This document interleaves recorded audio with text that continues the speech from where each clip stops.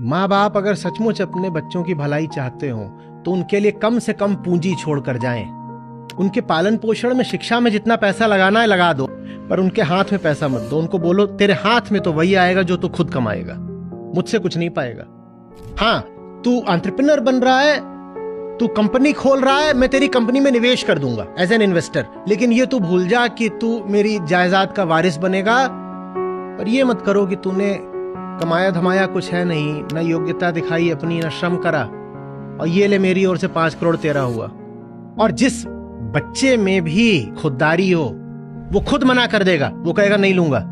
आपने मुझे बहुत अच्छी शिक्षा दी, आपने मुझे बड़ी प्यारी परवरिश दी, सम्मान है आपका, अनुग्रह है, अब पिताजी मम्मी मुझे मेरे पैरों पे खड़ा होने दीजिए, अब आपसे और कुछ नहीं ले सकता मैं। और अगर आपके बच्चे ऐसा कह पाते हैं तो इसी से साबित होता है कि आपकी परवरिश अच्छी थी।